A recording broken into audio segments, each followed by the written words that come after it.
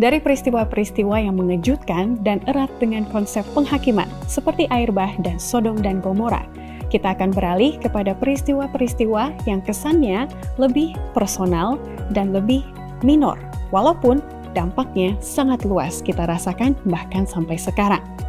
Bagaimana Ruth dan Esther memiliki peran besar dalam menyelamatkan keluarga dan bangsanya, padahal mereka adalah wanita. Status sosialnya dipandang rendah pada zaman mereka.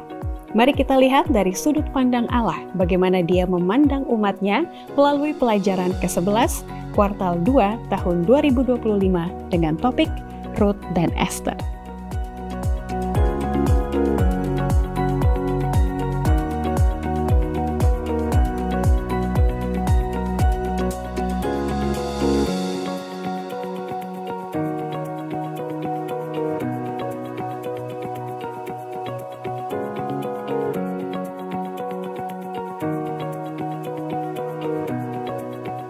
Shalom, selamat datang dalam diskusi pelajaran Sekolah Sabat yang dipersembahkan oleh Gereja Masehi Advent Hari ke-7 Uni Indonesia Kawasan Barat. Tidak jarang dan boleh saya katakan sering ketika saya berkunjung kepada gereja-gereja untuk alasan pribadi ataupun untuk pekerjaan dan pelayanan, ada selalu saudara-saudara yang menyapa dan mengatakan kepada saya bahwa mereka menyaksikan program ini.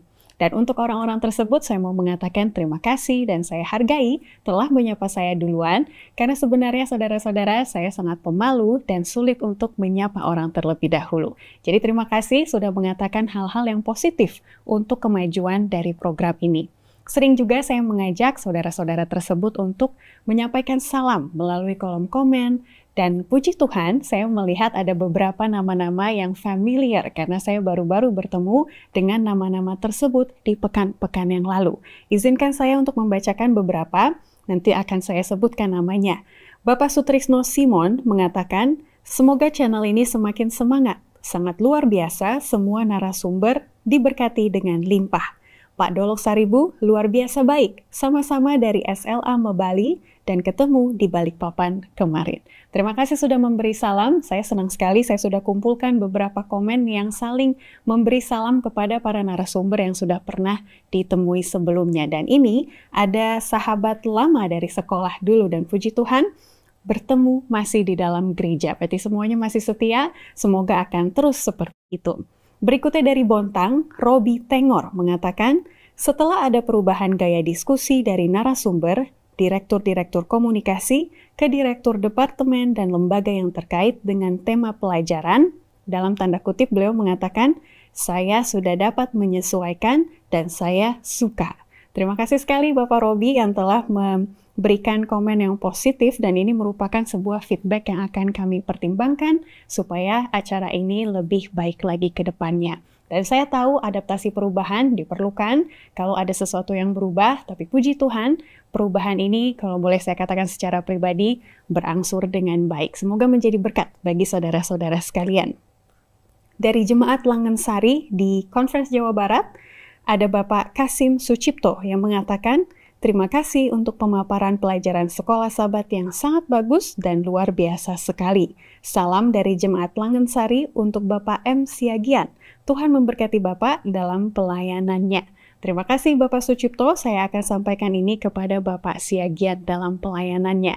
Dan puji Tuhan, saya juga pernah melayani di Conference Jawa Barat, ada Jemaat Langensari juga di situ waktu KKR AWR. Semoga masih ingat.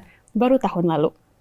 Dari Alor, Nusa Tenggara Timur, ada Pendeta Paulus Fobia mengatakan, terpujilah nama Tuhan untuk pelajaran yang sangat baik. Dari kami sekeluarga untuk Pendeta Yohanes dan Bapak Morgan Siagian. Saya pribadi sangat menyukai jika ada sesama pekerja Tuhan, para pendeta juga yang menyaksikan program ini dan memberikan dukungan. Tuhan memberkati pelayanan Pendeta Paulus Fobia di Alor, Nusa Tenggara Timur. Satu lagi saya mau bacakan dari Putra Aurora yang mengatakan, saya senang dengan grup diskusi ini karena lugas, hidup sehingga jadi lebih menarik. Saya ikuti selalu. Terima kasih untuk feedback-feedback yang positif. Berikutnya saya akan bacakan nama-nama yang kalau boleh saya katakan masih termasuk nama-nama baru juga yang baru muncul di pelajaran lalu, pekan 10. Seperti Michael Mamahit, dari kota Maba, Halmahera Timur. Julius Umboris, Yeni Tumelap, Ellen Maria, Bangkit Pasaribu dari Pasir Putih Pekanbaru, Ripka Prihatin, Nelson Gata, Gestuti Rampaloji. Ini ibu yang saya temui di Yogyakarta.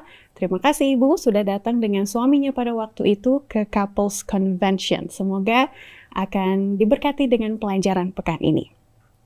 Berikutnya, Wendra Situmorang, Raymond Sakul, Pasongli Andreas di Jemaat Hertasning Makassar, Fani Marce Abuno, Bista Gibang, dan terakhir Ruspita Bondior. Terima kasih yang sudah memberikan salam, semangat, dan saya rasa pemirsa juga kalau membaca kolom komen akan otomatis tersemangati karena melihat antusias dan juga aura positif dari komunitas yang sudah ada ini. Dan supaya komunitas ini tetap terhubung, saya anjurkan untuk like video ini dan juga mensubscribe ke kanal YouTube dari Gereja Advent Indonesia Barat. Supaya tidak terlewatkan, nyalakan lonceng untuk notifikasi dan bagikan kepada sanak saudara dan juga kerabat Anda. Dan supaya interaksi kita tidak hanya seminggu sekali, ada layanan doa yang tersedia pada nomor di bawah ini. Kami rindu untuk menyemangati dan juga mendoakan saudara-saudara sekalian. Mari kita ikuti diskusi kita sesaat lagi. Mari kita sambut bersama dua narasumber yang telah hadir di studio Uni Indonesia Kawasan Barat. Pendeta Eben Sembiring sebagai Direktur Pelayanan Pemuda Advent Uni Indonesia Kawasan Barat dan Bapak Andi Vina, Senior Akuntan dari Uni Indonesia Kawasan Barat.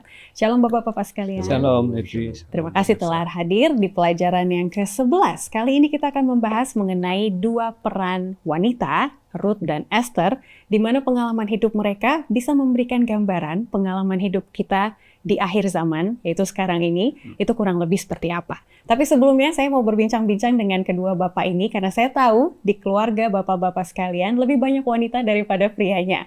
Jadi boleh dibagikan apa yang dipelajari, apa yang diamati dari sosok wanita, yang mungkin sebelumnya, sebelum menikah, sebelum memiliki anak, masih kurang paham mengenai sisi tersebut. Boleh saya mulai dari Bapak Andi Vina terlebih dahulu. Baik, terima kasih Ivy. Ya, untuk wanita ya, kebetulan saya punya anak gadis. Wanita ingin selalu diperhatikan. Apa gitu? Harus diperhatikan ya, dan lebih cenderung untuk mereka meminta perhatian juga dari kita sepenuhnya. Dan itu ada makna rohani yang saya rasa. Betul. Karena Allah lah yang memperhatikan jemaatnya, yang di buku Wahyu disimbolkan sebagai seorang wanita. Betul. Bagaimana dengan Pendeta Ewan? Iya, jadi waktu saya kecil saya ingat ibu saya sudah pasti ya, ketika hari itu dia selalu mempersiapkan segala sesuatu untuk keperluan kami yang masih kecil-kecil untuk sekolah besok. Jadi saya perhatikan kerja keras, perhatian, cinta kasih seorang ibu, seorang wanita di tengah-tengah keluarga itu, saya pikir sesuatu yang sangat membanggakan kita.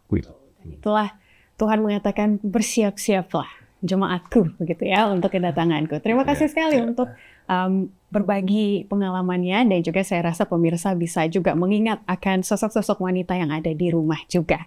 Saya akan bacakan ayat inti dari pelajaran ke-11 yang terdapat di dalam Esther 5 ayat 2, dan kemudian Pendeta Eben nanti akan membuka diskusi kita dalam doa. Esther 5 ayat 2. Ketika raja melihat Esther, sang ratu, berdiri di pelataran, berkenanlah raja kepadanya, sehingga raja mengulurkan tongkat emas yang di tangannya ke arah Esther, lalu mendekatlah Esther dan menyentuh ujung tongkat itu. Silakan kita. Mari kita berdoa. Kami bersyukur untuk waktu yang berharga pada saat ini Tuhan, kami akan mempelajari firman-Mu, pelajaran sekolah Sabat yang kami akan diskusikan. Berikan kami pengertian, hikmat akal budi, dan berkati semua pemirsa yang boleh menyaksikan pembahasan ini, kiranya juga dapat menjadi berkat dalam hidup rohani kami. Dalam nama Yesus kami berdoa. Amin. Amin. Terima kasih sekali. Sebelum kita membuka pelajaran hari Minggu tentunya, kita mau menjawab terlebih dahulu dua pertanyaan yang telah disampaikan oleh para pemirsa kepada kita. Saya mau tanggapi pertanyaan dari Pradona Sirait, ini saya arahkan kepada Bapak Andi Vina untuk ditanggapi berikutnya. Beliau mengatakan, umat Advent juga sering diejek oleh pengejek-pengejek. Ini kalau kita ingat pelajaran minggu lalu mengenai Nuh dan juga Sodom dan Gomora, bagaimana peringatan amaran mereka tidak dihiraukan oleh orang-orang pada zaman itu. Saya lanjutkan, karena kita memelihara hari Sabat. Dan ini tentu menjadi satu pencobaan kesetiaan kita terhadap semua firman Tuhan. Kira-kira apa yang mau disampaikan Pak Andi, terutama untuk menyemangati begitu ya, supaya kita tidak mundur dalam pelayanan perorangan kita. Baik. Ketika kita adalah seorang umat Tuhan yang setia, pencobaan pasti akan sering datang. Kita dihina, kita diejek, tetapi percayalah Tuhan akan setia dan menolong kita. Tentunya kita pun harus juga dengan apa? Dengan roh yang Tuhan sudah tetapkan bagi kita. Semoga Tuhan selalu menuntun kita ketika kita selalu percaya kepada-Nya. Yes.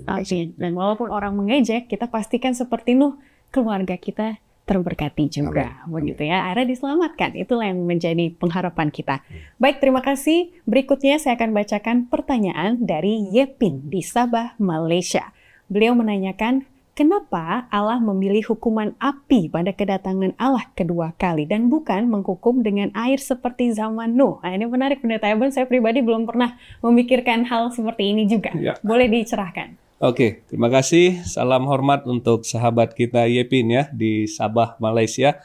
Saya punya teman beberapa di Sabah dulu ya. Classmate saya di Unai dulu ada beberapa dari Sabah. Salah satu direktur Sekolah Sabat Union Malaysia Union Mission, Pastor Jim Gabu, beliau juga classmate saya, dan ada beberapa yang lain. Sekali lagi terima kasih sahabat Yepin. Kenapa Tuhan memilih api sebagai alat untuk membersihkan dunia ini pada akhirnya? Kita tahu sebelumnya ada air bah yang Tuhan gunakan di zaman Nuh. Nah, ketika peristiwa air bah terjadi dan selesai peristiwa itu, Tuhan menyampaikan firman bahwa ketika pelangi itu muncul, dia katakan dia tidak lagi akan menghanguskan, membinasakan dunia ini dengan air sampai kapanpun. Nah, sebenarnya konsepnya di sini bukan penghukuman, saya pikir, bukan sebuah pembinasaan, tetapi di sini juga ada konsep kasih, di mana Tuhan sebenarnya mau menghilangkan dan membinasakan dosa. Supaya dunia ini ditahirkan, disucikan, dan dilepaskan dari belenggu dosa. Dan ketika ada orang-orang binasa, itu artinya ketika orang-orang itu tidak mau melepaskan dosa, sehingga dia ikut binasa. Jadi konsepnya Tuhan mau mentahirkan, membersihkan, dan menyucikan dunia ini dari dosa, supaya ini menjadi tempat yang baru, dunia yang baru, bagi umat-umatnya untuk tinggal kekal selama-lamanya. Jadi api dalam konsep Alkitab, kita pahami itu menghanguskan, menyucikan, memurnikan, yang itu juga menjadi konsep yang Tuhan gunakan untuk membersihkan, menahirkan atau menyucikan dunia ini dari dosa. Tapi ketika ada orang yang binasa, itu karena orang-orang tidak mau melepaskan dosa itu sehingga dia ikut binasa dengan dosa yang Tuhan mau sucikan dan bersihkan. Ya, mungkin kira-kira begitu. Ya, terima kasih sekali sudah diingatkan dan juga difokuskan bahwa sebenarnya poinnya di sini bukan apinya atau airnya begitu ya, tapi keinginan Tuhan agar kita semua selamat. Tapi saya hargai Bapak Yepin karena sudah kritis begitu ya, akhirnya kita bisa mempelajari pengetahuan ini. Baik, terima kasih. Mari kita siapkan Alkitab dan juga buku sekolah sahabat kita, ataupun secara digital juga boleh. Kita masuk ke pelajaran hari Minggu. Kita akan melihat keluarga Ruth dan juga Naomi. Bapak Andi Vina, kita kan sudah ada di pelajaran ke-11. Kebanyakan memang hal-hal yang sulit yang kita bahas begitu ya. Kehidupan yang penuh penderitaan, karena memang faktanya begitu. Apalagi akhir zaman, lebih-lebih seperti itu. Pertanyaan nomor 1 di hari Jumat, saya langsung to the point saja begitu ya. Di hari Jumat nomor 1 dikatakan, menurut kita, mengapa Tuhan mengizinkan umatnya melewati masa-masa sulit? Apakah tujuan dari mengizinkannya? Karena Ruth sedang mengalami kemiskinan bersama dengan mertuanya, Naomi, dan juga kelaparan betul sekali, dan kehilangan banyak anggota keluarganya. Mengapa ya hal itu semua terjadi? Tujuannya apa kira-kira? Baik, terima kasih. Ketika seseorang diizinkan Tuhan untuk melewati masa sulit, saya percaya di situ ada pembentukan karakter atau pembentukan diri, agar kita boleh percaya bahwa hal ini bukan sekedar seperti hanya masa lalu lewat saja. Tetapi ada sesuatu poin yang Tuhan mau kasih sama kita. Apakah dengan masa ini, dengan masa sulit ini, kita akan boleh lebih percaya lagi, lebih kuat lagi? Saya berikan satu contoh. Kalau kami di keuangan, ada namanya satu akuntansi manajemen, namanya benchmarking. Melihat satu produk ke produk yang lain. Diri kita, ketika kita melihat, oh kenapa si A kok kehidupannya mulus? Ya. Oh kenapa si B kok dia terombang-ambing? Kita punya jalan ini masing-masing. Kita tidak bisa bikin, Tuhan saya maunya begini, enggak. Tuhan sudah punya tetapkan kepada kita tujuan hidup kita masing-masing sesuai dengan apa? Masa sulit kita masing-masing tentunya. Terima kasih. Betul sekali, dan melalui pengalaman tersebut akhirnya kita bisa membuktikan bahwa klaim-klaim dari iblis itu tidak benar. Karena iblis mengatakan, tuh kan sulit kan hidup, berarti Allah tidak ada gitu ya. Berarti doamu itu tidak ada kuasanya ataupun tidak ada jawaban dari dari doa maksud saya, dan lain-lain. Ini sebenarnya mengingatkan saya akan pertanyaan pekan lalu. Ada seorang pemirsa yang menanyakan, mengapa Allah menubuatkan masa kesusahan? Apakah tujuannya supaya kita pada hilang gitu ya, goyang semuanya? Jadi ini perspektif yang harus kita lihat gitu ya, sudut pandang. Saya suka di pelajaran Sabat petang dikatakan sebenarnya salah satu tujuan kita mempelajari nubuatan adalah supaya kita bisa tahu sudut pandang Tuhan. Karena kalau lihat kehidupan dari sudut pandang kita yang narrow, yang sempit ini begitu ya, akhirnya tidak ada harapan sepertinya dalam hidup. Jadi terima kasih Bapak Andi sudah membuka wawasan kita bahwa ada sudut pandang yang berbeda untuk pembentukan karakter kita. Tapi ironinya ini Pendeta Ebenezer Sembiring, karena bukan hanya dari kesulitan kita tambah sulit, tetapi dari kelimpahan kita bisa sulit juga. Contohnya, Ruth dan Naomi mereka berasal dari Bethlehem. Bethlehem itu nama, saya juga baru lihat ini, arti nama kotanya adalah rumah roti. Harusnya banyak makanan di sana, tapi kok bisa ada kelaparan? Di Taman Eden yang sangat berkelimpahan segala sesuatu, bisa ada kejatuhan dosa di sana. Jadi apa makna rohani yang bisa kita pelajari di sini supaya kita, seperti yang Pak Andi katakan, tidak terombang-ambing terhadap keadaan. Oh, kalau lagi sulit, ya udahlah. Kalau lagi kelimpahan, begitulah. Supaya tetap teguh gitu. Silakan Pendeta. Ya, oke. Jadi dari kisah yang ditulis tentang Ruth ini dan peristiwa yang dialami, ada banyak cerita-cerita dan kisah-kisah hidup di Alkitab ini menjadi ilustrasi, lambang dan simbol tentang kasih Tuhan, penebusan dan kebaikan Tuhan dan lain sebagainya. Dan juga tentu membawa banyak pelajaran-pelajaran yang penting. Tadi sudah disebutkan di Bethlehem, Beth itu artinya rumah, Lehem itu roti, rumah roti di mana banyak diproduksi roti di situ, tapi mereka mengalami kelaparan, kesulitan. Bahkan di Taman Eden, di mana Tuhan sediakan segala sesuatu, di sana juga dimulainya penderitaan manusia. Nah, apa yang kita pahami dari sini? Kita harus memahami bahwa banyak penderitaan, kesusahan, kesulitan, pergumulan yang manusia alami oleh karena keputusan, pilihan, dan perbuatan manusia itu sendiri. Dan Tuhan memberikan kebebasan itu untuk manusia. Nah, Dia berikan kebebasan untuk membuat keputusan, tindakan, dan pilihan. Tapi ada konsekuensi akibat dari setiap pilihan. Nah, ini pelajaran juga bagi kita. Yang kedua, ada penderitaan, kesusahan, dan kesulitan yang manusia alami bukan karena pilihannya, tapi oleh karena dosa sudah masuk ke dunia ini, sudah terkontaminasi dosa. Contohnya dalam pelajaran kita juga ada disinggung tentang Ayub. Ayub mengalami penderitaan bukan karena tindakannya, bukan karena pilihannya. Bahkan dalam realita hidup sehari-hari, teman-teman pemirsa bisa bayangkan ada anak-anak yang kecil yang menderita oleh karena bencana, oleh karena perang, oleh karena kelaparan dan lain sebagainya. Itu bukan karena perbuatan mereka, tapi karena kita memang sudah hidup di dalam dunia yang sudah terkontaminasi dosa. Tapi banyak penyakit, kesusahan, kesulitan itu oleh karena pilihan dan perbuatan kita sendiri. Nah, di dalam keadaan seperti ini, sesungguhnya Tuhan juga tidak sedang membiarkan kondisi ini, dan Dia tidak peduli kepada kita. Dia sedang masih tetap mengontrol dan mengendalikan, bahkan memberikan jalan keluar.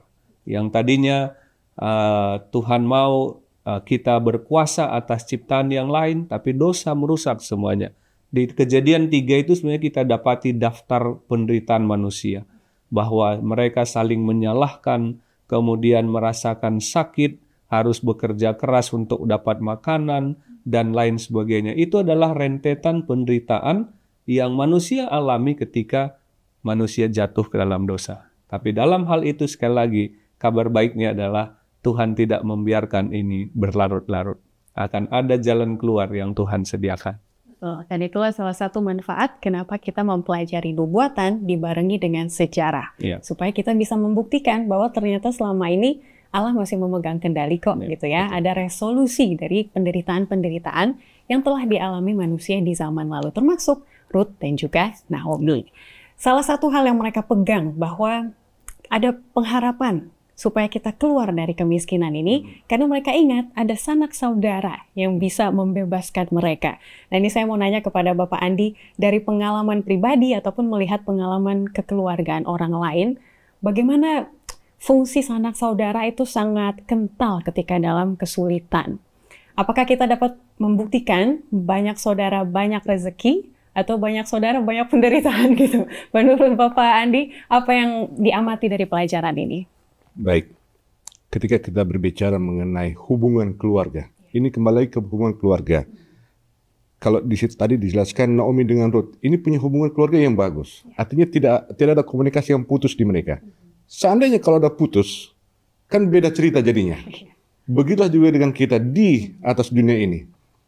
Ketika kita punya hubungan keluarga, adik kakak, lalu mertua dengan mantu, lalu dengan ipar kita, ketika komunikasi itu kita putus, maka ke depan ini kita tidak sedang baik-baik saja tentunya. Kita punya masalah. Bayangkan kita saja sendiri punya masalah saat ini, kita datang, ini pun kita sudah komunikasi tidak bagus. Tidak mungkin ada bantuan di situ.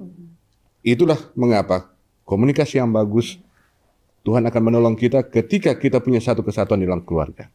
Iya, komunikasi yang bagus bukan hanya untuk mendatangkan keuntungan, artinya kalau lagi perlu dibantu begitu ya. Betul. Tapi kalau kita belajar dari Ruth dan Naomi juga ada keuntungan rohaninya.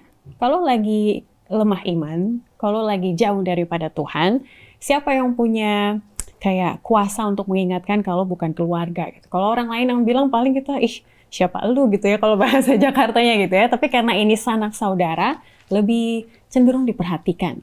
Perhatian rohaninya juga. Betul. Terima kasih sekali Bapak Andi. Kita akan lihat pertanyaan hari Jumat nomor 2 untuk melanjutkan hal ini. Untungnya Ruth dan Naomi memiliki harapan di Boaz, sanak saudaranya yang dalam tanda kutip ini kita akan hubungkan ke makna rohaninya adalah sang penebus, begitu ya, Firda Eben. Jadi pertanyaan nomor 2 di hari Jumat menanyakan, kalau kita sendiri, di mana kita menemukan harapan di tengah situasi yang sulit? Kalaupun kita tahu setelah mempelajari nubuatan bahwa akan ada masa-masa sulit, bagaimana kita mempersiapkan diri? Kalau Ruth dan Naomi mempersiapkan diri dengan membangun komunikasi yang baik, tadi kata Pak Andi. Kalau kita, makna rohaninya seperti apa, Pendeta? Ya, jadi betul ya, Boaz ini adalah ilustrasi ataupun metafora, gambaran ataupun kisah nyata yang menggambarkan tentang pengharapan. Di tengah-tengah Ruth dan Naomi yang sudah tidak ada harapan. Tetapi ada kemudian Boaz datang untuk memberikan harapan kepada Ruth. Jadi ini menjadi sebuah gambaran tentang Yesus sebenarnya. Itu sebabnya banyak tadi cerita-cerita di Alkitab itu menjadi ilustrasi hidup tentang kasih Yesus, kebaikan Yesus, dan juga penebusan yang Yesus berikan. Jadi di dalam ketidak ada harapan di dalam hidup Ruth dan Naomi, ada Boaz yang memberikan mereka harapan. Dan pelajaran bagi kita adalah bahwa Alkitab menggambarkan keadaan masa yang sulit, khususnya pada akhir zaman. Tapi saya pernah sebutkan, ada sebutan mengatakan setiap orang punya masa sendiri, setiap masa ada orangnya. Artinya setiap orang itu punya masa kesulitan masing-masing. Bisa saja kita tidak tiba pada hari kesulitan besar sesaat sebelum kedatangan Yesus, karena mungkin kita sudah istirahat sebelumnya. Tapi kita punya masa-masa kesulitan sendiri dalam hidup kita. Sebagaimana yang kita dapati dalam pelajaran ini, selalu ada harapan bersama dengan Tuhan. harapan untuk meluputkan kita dari akibat-akibat dosa yang membuat kita menderita, tapi pengharapan yang terbesar adalah meluputkan kita dari upah dosa, yaitu kematian kekal. Memang kita tidak akan sepenuhnya bebas dari kesusahan penderitaan selagi kita hidup di dunia ini. Itu sebabnya kita punya pengharapan kalau Dia datang kedua kali, kita tidak akan lagi mengalami sakit, penyakit, penderitaan, kesusahan, dan lain sebagainya. Dan itu sudah dibuktikan waktu Yesus datang yang pertama kali, gitu ya, membuktikan bahwa bukannya saya tidak peduli, begitu ya, tapi saya datang untuk menunjukkan bahwa memang benar-benar Yesus adalah sanak saudara yang seperti digambarkan oleh Boaz, begitu ya. Dia langsung datang, bukan tunggu ditelepon 100 kali gitu ya baru datang ke dia, tapi tanpa ditanya pun itu sudah menjadi rencana keselamatannya. Kita akan kembali lagi setelah jeda berikut. Kita akan melihat kalau kita salah kerabat memilih sanak saudara, apa yang menjadi akibatnya. Jangan kemana-mana.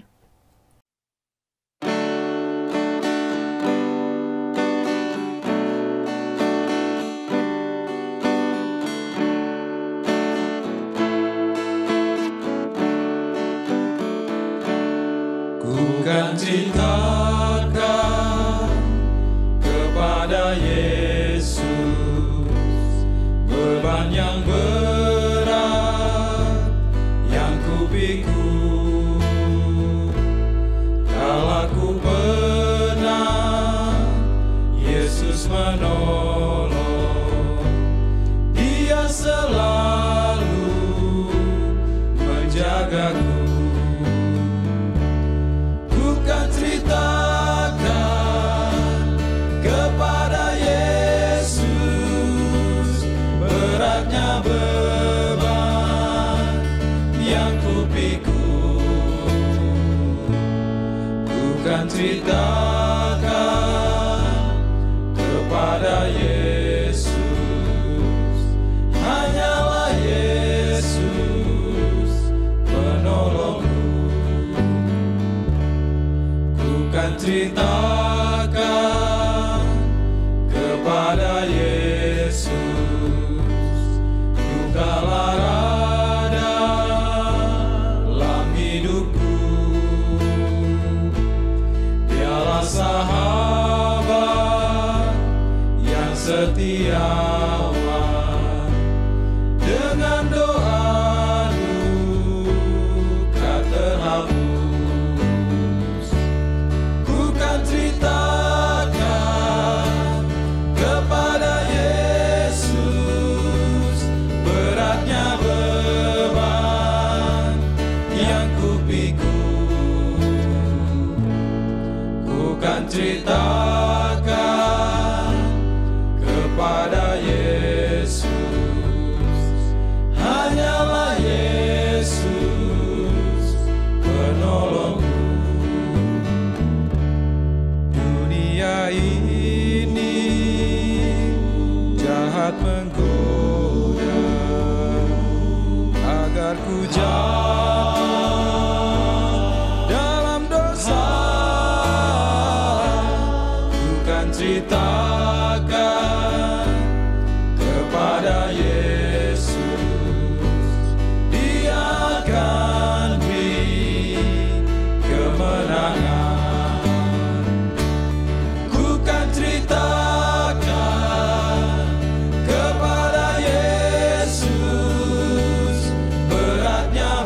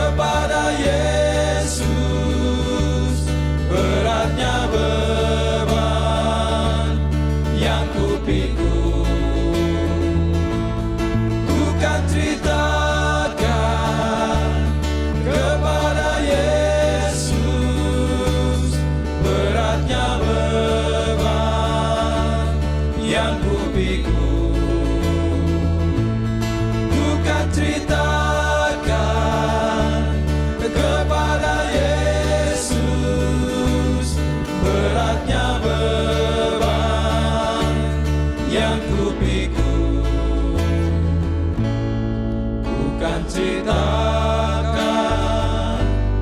kepada Yesus. Hanyalah Yesus, hanyalah Yesus, hanyalah Yesus.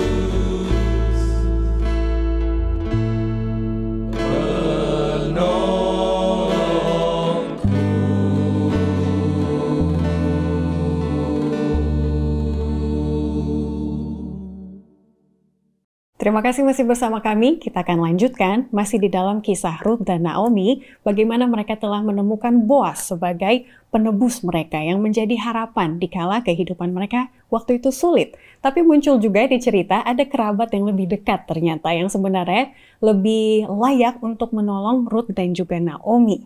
Tetapi makna rohaninya yang mau kita lihat di sini adalah Pak Andi, siapakah kerabat yang lebih dekat yang menawarkan dirinya dengan hal-hal yang baik, tapi sebenarnya kerabat kita yang dekat adalah Yesus begitu ya. Dan apa yang dia tawarkan dan apa yang harus kita menjadi amaran supaya kita hati-hati. Baik, ketika kerabat dekat ini sudah pasti Yesus sebagai Sang Juru Selamat. Ya. Tetapi mungkin kita lebih memilih bahwa ada di luar sana, ataupun ada mungkin teman kita yang lebih kita percayai, lebih kita minta masukannya. Tetapi nanti waktu satu sisi, ketika kita ada masalah, justru kita ditinggalkan. Seperti contohnya Ayub. Betul. Itulah mengapa ketika Sekolah Sahabat pada sepanjang minggu ini mengajarkan kisah yang sangat baik, ya, kita harus lebih mengutamakan bagaimana dengan persaudaraan itu sendiri. Apalagi bersandar terus bersama dengan Yesus. Betul. Dan juga untuk menambahi sedikit di pelajaran kita kali ini disebut juga satu pihak lain, yaitu iblis. Karena di dalam cerita Ayub tadi, dialah yang mengaku, oh saya sudah menjelajahi seluruh dunia. Seakan-akan dialah yang menjadi pemimpin dari dunia ini. Betul. Jadi kalau percaya sama saya, aman. Harusnya seperti itu ya. Tapi itulah kalau kita lihat di kehidupan sehari-hari, banyak jalan pintas yang sebenarnya bisa kita pilih. Kembali ke pilihan tadi yang Pendeta Eben katakan, tapi konsekuensinya hanya bisa kita tahu kalau kita tahu yang benar yang mana, begitu ya. Jadi kita diajak untuk memilih kerabat dekat yang adalah Yesus, dan itu semoga menjadi harapan kita. Berbicara mengenai saudara kerabat dekat, kalau berbuat baik kepada mereka seperti yang Boaz lakukan kepada Ruth dan Naomi, itu relatif mudah gitu ya, karena itu teman kita. Tapi kita beralih ke cerita Esther dan Mordekai, di mana kehidupan mereka sehari-hari, mereka ada di satu tempat yang agak mirip dengan situasi kita zaman sekarang kalau saya lihat. Orang-orangnya dingin, begitu ya, tidak hangat. Karena mereka gila dengan kekuasaan, semuanya berfokus pada diri sendiri gitu. Yang penting gua untung gitu ya, kalau Anda rugi ya nasib begitu. Jadi pendeta, kalau kita mau hubungkan dengan Esther, adakah persamaan lain yang pendeta bisa lihat selain dari dunia yang modern, sekuler, itu dingin, yang kalau kita kaitkan dengan nubuatan wahyu di akhir zaman, itu kira-kira apa saja persamaannya? Oke, jadi kisah Esther, yang mana di sana ada beberapa tokoh yang terlibat di dalamnya, ada yang bernama Haman, kemudian ayah angkat atau om daripada Esther sendiri, Mordekai. Cerita tentang kisah Esther ini juga sebenarnya sebuah drama yang menggambarkan pertentangan sepanjang zaman. Dan di sana kita dapati bagaimana umat-umat Tuhan tertindas, mengalami tantangan, mengalami ujian iman, dan ada kuasa yang mau membinasakan umat-umat Tuhan diilustrasikan melalui cerita tentang Esther. Nah, menarik dalam pelajaran ini, Haman sebagai salah satu tokoh antagonis di cerita ini mirip dan menjadi sebuah gambaran daripada kuasa kegelapan atau iblis. Kenapa? Kalau kita baca cerita Esther, memang ada beberapa persamaan karakter sifat daripada Haman dengan setan. Di mana waktu itu kita tahu Haman baru dipilih menjadi seorang pejabat tinggi kerajaan oleh Raja Ahasveros, dan Haman ini seorang yang gila ataupun haus akan posisi dan kekuasaan. Dan ini menjadi gambaran daripada kuasa kegelapan di sorga, bahwa dia haus kepada penghormatan, posisi, dan kekuasaan. Kemudian Haman murka dan marah kepada orang yang tidak mau tunduk kepadanya. Kita tahu Mordekai ini penjaga gerbang istana. Setiap Haman lewat, semua harus tunduk. Tapi Mordekai tidak mau tunduk. Dan ia murka kepada orang yang dia tidak tunduk. Nah, ini juga gambaran dari kuasa setan yang murka juga kepada umat-umat yang sisa, yang setia, yang tidak mau menurut kuasa kegelapan. Kita dapati dalam kitab Wahyu pasal 13 dan beberapa pasal yang lain. Ini persamaan yang kedua. Dan persamaan yang ketiga adalah Haman diberikan juga kuasa oleh raja. Bukankah setan juga diberikan kuasa untuk juga menganiaya umat-umat Tuhan pada akhir zaman? Nah, jadi ini menjadi sebuah ilustrasi dari pertentangan sepanjang masa.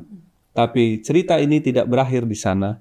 Maka kita dapati nanti ada kelepasan dari umat-umat Tuhan yang digambarkan nanti dengan Esther dan raja yang berkenan kepadanya. Jadi salah satu isu yang penting juga di sini adalah tentang penyembahan.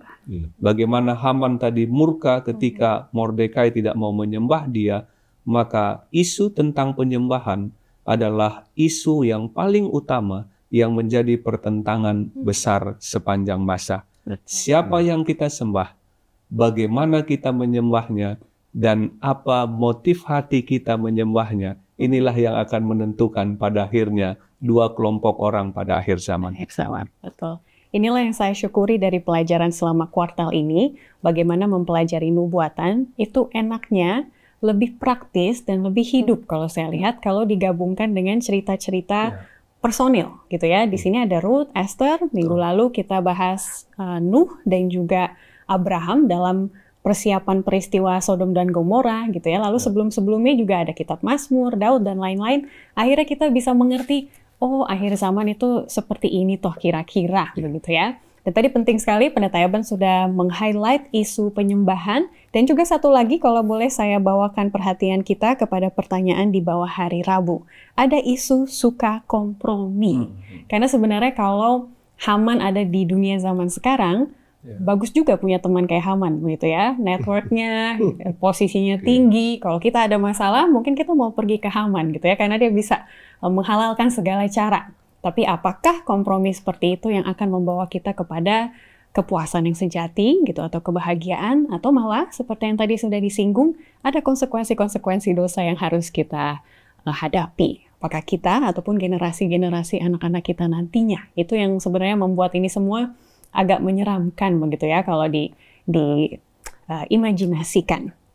Jadi saya bisa melihat ada satu tema yang berulang dari cerita Ruth, Naomi, Esther, dan juga Mordekai. Dan ini ada di pelajaran hari Kamis. Dikatakan bahwa kehadiran kita dimanapun itu, apakah di keluarga, di kantor, di kampus, ataupun di tetangga, ternyata memiliki pengaruh terhadap keselamatan orang lain. Bukan kita yang menentukan keselamatan tersebut, tapi kita mempengaruhi gitu ya, ke arah mana orang itu akan bertindak tanduk. Dan uniknya, cerita Ruth dan juga Esther, dua kitab ini kurang religius kalau dilihat begitu ya, karena di kitab Esther pun tidak disebut nama Allah secara eksplisit. Di kitab Ruth juga hanya dari kehidupannya sehari-hari, maksud saya Naomi ya, kehidupan Naomi sehari-hari, maka Ruth juga menyembah Allah yang sama yang Ruth lihat. Jadi melihat ini sebenarnya tidak religius, sebenarnya sangat relevan dengan kehidupan kita sekarang. Bagaimana Pak Andi mau mengamini pernyataan tadi bahwa kehadiran kita memiliki pengaruh terhadap keselamatan orang lain? Baik, ketika kita menjadi cermin untuk menjadi membantu, artinya menjadi saluran berkat dan keselamatan bagi orang lain, tentu kita harus melihat bagaimana sifat dan karakter dari tokoh yang sudah disampaikan tadi. Ada kelemah lembutan, ada keramah tamahan, ada kebijaksanaan, dan juga tentunya selalu bersuka cita dalam keadaan apapun. Ini menjadi tantangan bagi kita saat ini. Apakah cerminan itu kita sudah lakukan di gereja kita masing-masing?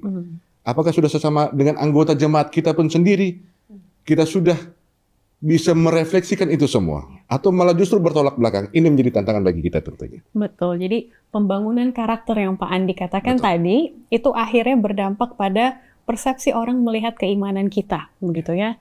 ini orang katanya Kristen tapi kok marah-marah begitu ya. Justru terbalik dia malah. Iya, jadi saya nggak mau dekat dengan orang itu. Akhirnya kita tidak memiliki pengaruh yang yang positif, nyata begitu ya kepada orang tersebut.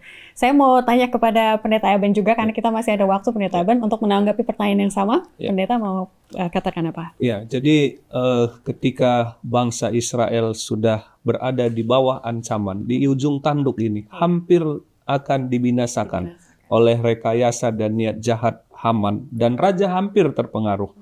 Disitulah datang juga kelepasan. Dan ini juga menjadi gambaran dari kondisi umat-umat Tuhan. Mungkin ketika saat hampir teraniaya, tidak ada jalan keluar dan tidak ada solusi, jangan lupa ada Tuhan yang sedang peduli dan mengontrol kita. Dan ini pun menjadi gambaran pada akhir zaman, di masa kesukaran ketika umat-umat Tuhan teraniaya, maka ada kelepasan juga. Di sana Esther dengan berani ia datang menghadap raja. Kita tahu pada waktu itu tidak sembarangan bertemu raja, walaupun istrinya sendiri. Dan itu resiko bagi Esther. Tapi ia kemudian datang kepada raja dan raja berkenan mengulurkan tongkatnya sampai-sampai raja katakan apa maunya. Setengah dari istana ini, kerajaan ini aku berikan. Itu artinya ia akan mengabulkan apa saja yang diminta oleh Esther. Kemudian baru Esther menjadi sarana untuk kelepasan dari pembinasaan itu. Tapi sebelumnya kita dapati dia berdoa, berpuasa, mengajak seluruh orang Israel. Nah, ini juga pelajaran penting bagi kita. Nah, dari konsep ini, jangan lupa kita juga dipanggil memiliki spirit Esther untuk menjadi sarana kelepasan, pemulihan, dan keselamatan bagi orang-orang lain. Melalui tutur kata kita, sikap-sikap kita, perbuatan kita, pengaruh kita, sumber daya yang kita punya, Tuhan sedang mau menggunakan kita menjadi sarana untuk keselamatan dan kebaikan bagi orang lain. Mungkin posisi kita tidak persis sama seperti Esther, tapi spiritnya itu adalah jangan lupa kita ini menjadi tangan-tangan perpanjangan Tuhan untuk menjangkau dan mengasihi sesama kita. Ya, spirit yang sama juga yang saya lihat di beberapa anak muda, karena ada Pendeta Ebenezer di sini. Bagaimana saya dengar cerita ada di Korea, dia memperjuangkan haknya untuk tidak ujian di hari Sabat. Orang tidak tahu kenapa orang ini apa sih yang diperjuangkan, tapi melihat dia punya determinasi dan juga menjaga prinsip hidup. Itu orang akhirnya salut. Akhirnya dari respect tersebut, akhirnya mereka cari tahu, oh ini mengenai keimanan. Oh, imannya ternyata memelihara hari Sabat. Dan saya bersyukur ada banyak kampus di Indonesia yang memang sudah membuat kebijakan. Tidak ada ujian di hari Sabat untuk menghormati kaum-kaum yang memelihara hari Sabat. Itu ada di beberapa kampus dan saya sangat salut. Dan saya sangat sedih kalau bertemu dengan termasuk adik saya sendiri gitu ya. Dia bilang, oh saya tidak bisa ujian hari Sabat. Oh, kakak-kakak kelasmu bisa kok, misalnya kayak gitu. Akhirnya jadi bingung kan, aduh saya mau yang mana jadinya, mau berdiri sendiri atau cara gampangnya aja gitu. Jadi itu saya lihat kebenaran dari apa yang kita pelajari kali ini, bahwa kehadiran kita, karakter kita, walaupun orang tidak tahu agama apa gitu ya, tapi mereka terpengaruh dalam hal tersebut. Terakhir sebelum kita kesimpulan, tadi Bang Andi dan juga Pendeta sudah menjelaskan peran pribadi kita, begitu ya, belajar dari Ruth dan Esther, kita bisa begini, begini, dan begini. Tapi sebagai gereja secara luas, Pendeta, karena kita ada Gereja Masih Advent Hari ke-7 di akhir zaman ini untuk suatu tujuan tertentu, begitu ya. Boleh Pendeta tekankan di situ lagi, melihat spirit dari Esther dan juga Ruth. Iya, jadi saya beberapa kali sampaikan pembahasan ini di beberapa tempat saya hadir. Orang-orang muda khususnya, saudara-saudari yang saya kasihi pemirsa tayangan ini, kita meyakini berdasarkan nubuatan Alkitab, Tuhan memanggil satu umat yang khusus. Umat yang khusus di zaman akhir ini tidak muncul tiba-tiba. Tidak juga muncul oleh karena perselisihan, pertengkaran, perpecahan, ataupun wibawa karisma seseorang. Tapi ada satu umat yang muncul di zaman akhir dari hasil nubuatan Alkitab yang kemudian digenapi oleh sejarah. Kita tahu ada nubuatan dalam Daniel tentang penglihatan Daniel, tapi kemudian nanti ada masa kekecewaan, Di Wahyu pasal 10, manis di mulut, pahit di perut, di mana umat-umat Tuhan kecewa karena penafsiran kitab kecil itu. Dan setelah itu ada satu muncul umat Tuhan setelah pergerakan itu yang memenuhi kriteria the remnant church, umat yang sisa, Wahyu 12 ayat 17, yang memiliki kesaksian Yesus dan menuruti hukum Tuhan dan seterusnya. Nah, kepada umat yang khusus ini, Tuhan berikan amanat yang khusus juga untuk memberitakan pekabaran 3 malaikat, untuk menyembah Allah yang benar, takut kepada Allah, memuliakan Allah, dan selalu mengikut kepada perintah-perintah Allah. Jadi sebagai pribadi dan sebagai gereja, kita dipanggil oleh Tuhan untuk menjadi sarana keselamatan. Sama seperti tadi spirit daripada Esther dan juga Ruth. Nah, memang bukan kita sumber keselamatan itu. Tuhanlah sumber keselamatan itu. Tapi kita menjadi alat yang Tuhan mau dan sedang gunakan untuk menuntun dan membawa orang kepada sumber keselamatan, yaitu Yesus Kristus. Betul. Dari keberanian Esther, di saat dimana dia hidup, maka orang-orangnya bisa terselamatkan.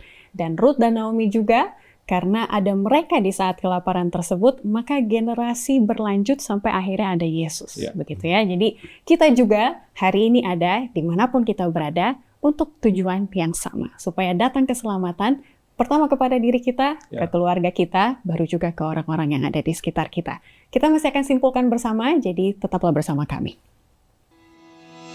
Shalom dan salam Harvest 2025.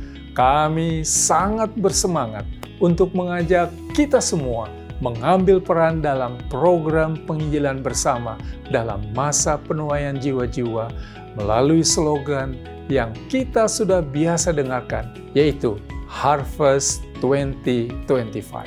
Saudaraku, saya percaya bahwa tahun ini adalah masa penuaian atau panen raya bagi jiwa-jiwa yang akan dimenangkan dan dituntun kepada Tuhan kita Yesus Kristus.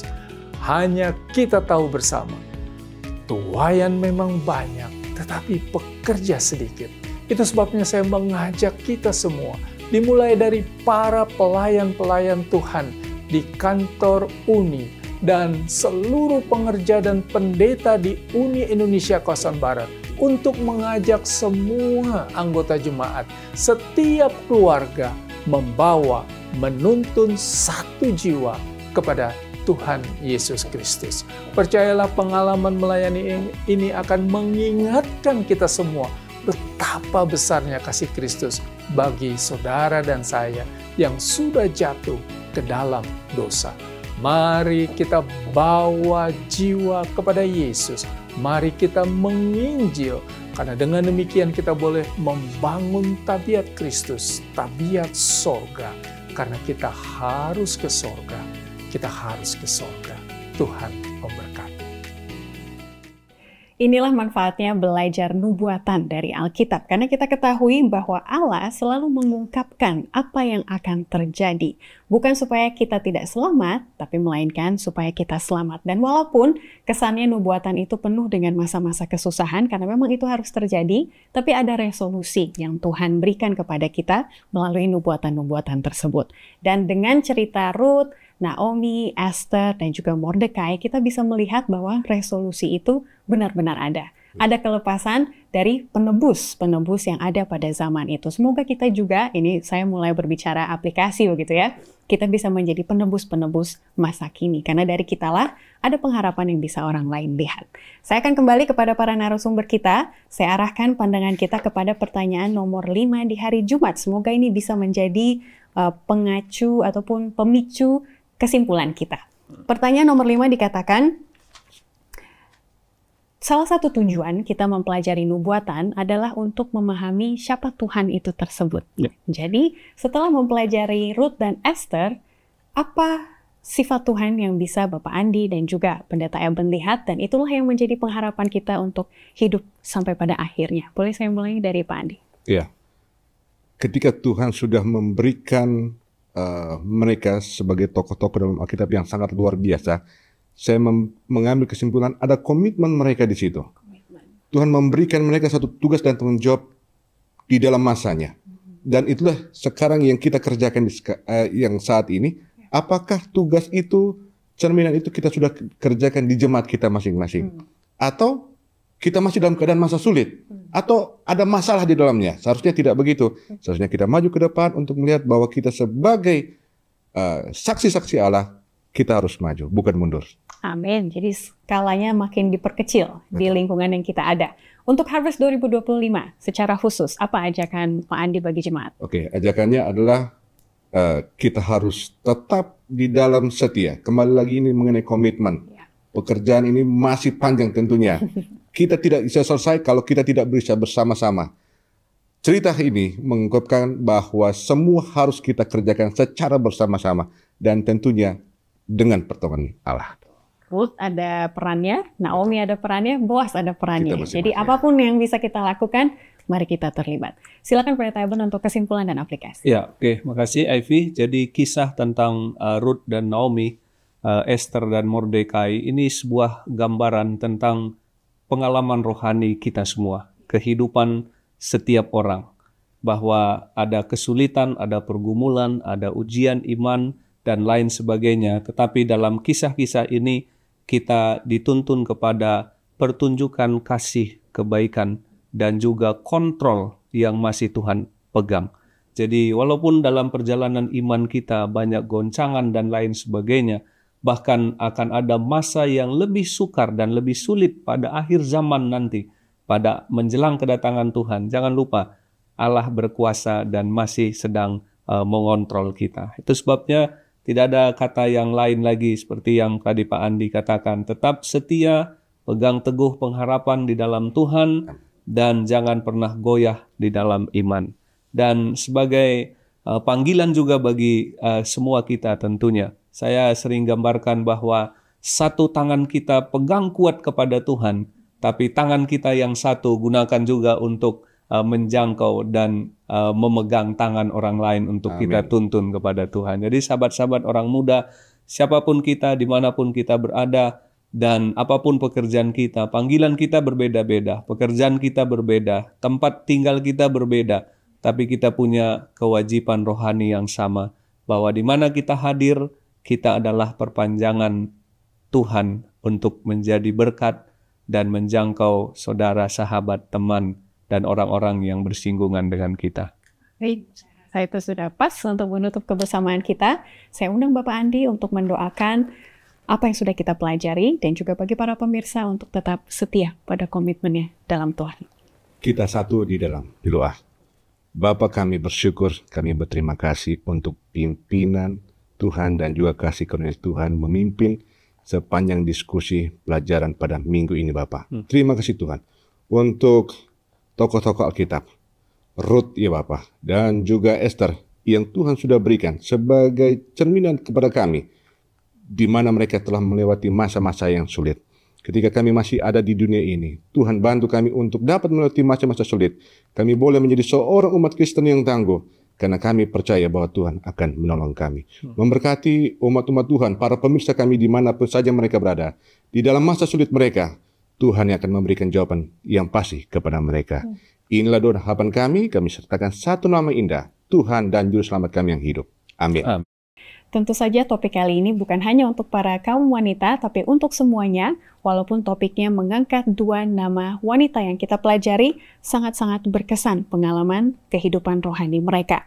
Saya mengucapkan terima kasih untuk Bapak Andi Vina dan juga Pendeta Eben Sembiring untuk waktu dan juga pelayanannya dalam pelajaran yang ke-11 ini. Dan saya selalu salut untuk kesediaan para pekerja di kantor Uni Indonesia Kawasan Barat, walaupun sangat jarang muncul di media, termasuk Bapak Andi Vina, tapi dengan kerelaan hati dan juga usaha yang terbaik, boleh menjadi semangat bagi kita semua untuk juga terlibat dalam cara yang berbeda ataupun yang sama. Dan cara lain untuk lebih terlibat dalam program ini adalah untuk mengutarakan pendapat dan juga pertanyaan Anda di kolom komen.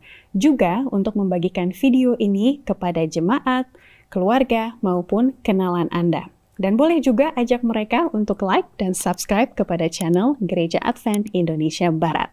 Jika kenalan Anda memiliki pertanyaan yang mungkin sulit bagi Anda untuk tanggapi, Kami ajak untuk menghubungi kami melalui nomor berikut ini. Anda bisa simpan atau bagikan kepada kenalan tersebut dan kami akan membantu untuk memfollow up. Pekan depan adalah pelajaran kedua terakhir dari kuartal kedua di tahun 2025 ini.